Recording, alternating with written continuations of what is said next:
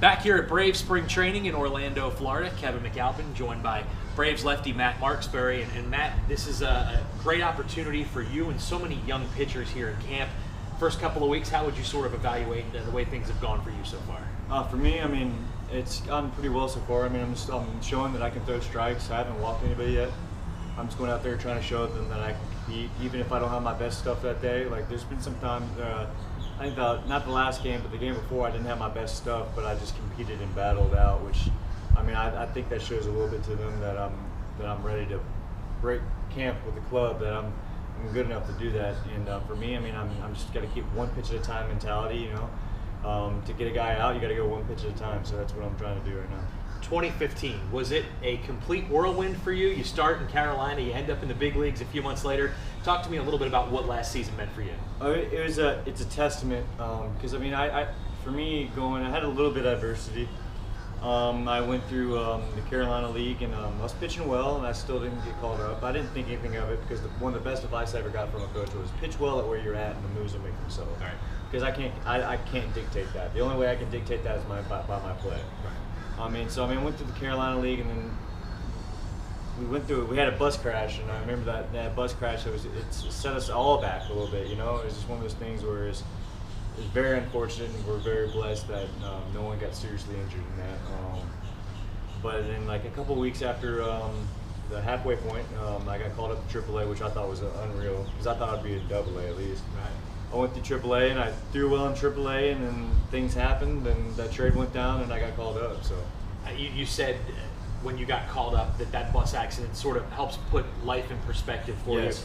you. Did it help also bring you guys together as a team as well? I mean, obviously that's not the type of team bonding unity experience you want to have, but did it help bring everybody closer together? Yeah, I mean we were a pretty close team before because most of us played together before, but then after that, man, we were all just thankful. It gives you a perspective on life, as in, hey, like not every day is guaranteed to you. Like your baseball career can end quick, your life can end quicker. You know, it's like one of those things where everybody was just a little bit like oh man, taken back, and then they're like, man, you gotta cherish the moments you have with the people around you because you don't want to take it for granted ever. You get a chance to spend, I guess, the better part of the second half of the season with the big league club. How important was that for you just to have that confidence as you come into camp this year, knowing that you really finished 2015 strong? Yeah, it gives me a big self-confidence boost, Kevin, because I mean, for me, it showed that I can get people out. I mean, and I was learning on the job up there. I mean, I spent most of my season in high A, and then I got called up to AAA, and I only was in AAA for maybe a month or less than a month before I got called up. So I was kind of learning on the job people are surprised when I say this, but the level between a AAA hitter and a big league hitter is you don't think, oh man, it can't be that. It's a lot different. Yeah. Those guys in AAA, you can get away with mistake pitches. In the big leagues, you can't. So I mean, I had to learn how to battle hitters and get more focused on what that hitter's weaknesses and strengths are. And I think it was a big learning point for me because it definitely allowed me to see is like I can get the best athletes in the world out. Like I have good enough stuff to do it. I just got to be a little bit more consistent. And I think in the last couple of weeks of 2015, my consistency went up, my walks went way down, and my strikeouts went up. So I mean, I feel pretty confident going into this spring training that propelled me to give me that self-confidence that I can do it. Was there a point when you took the mound on a big league game where you looked into the batter's box and sort of had a wow moment that you were facing a certain opposing batter? Definitely. It's my major league debut when I pitched against Philly, and they had Ryan Howard on there, and I had bases loaded with Ryan Howard out. So I mean, it's one of those things where you're just like, you don't let it sink in, but you're like, Ryan Howard, bases loaded, you know, like, man, it's all right, well, go get him, you know. But I mean, that wears off quick because in reality, you're both in the big leagues at the time. So I mean, you're both good enough to be there. Right.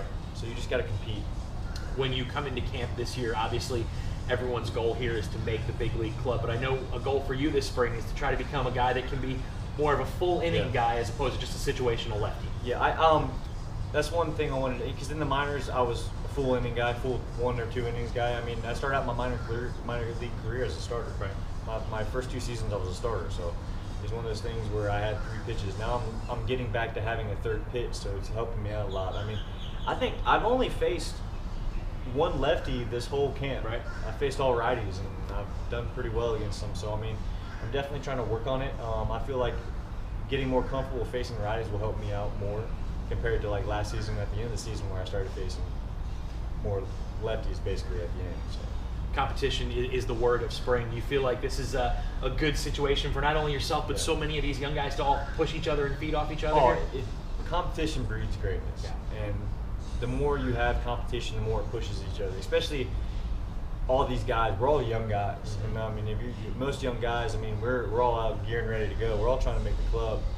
But it's friendly competition. Like I said, like Rutsky and Kroll, I like those guys a lot. Like I would never ever wish bad upon them in anything, and I want them to do well because I mean when they're doing well and I'm going to do well because I want to do better than them. You know, it's like you feed off each other. They had a good performance, like I got to top that, and then it just makes you guys better players because you're competing with each other in a friendly aspect, but it makes you better.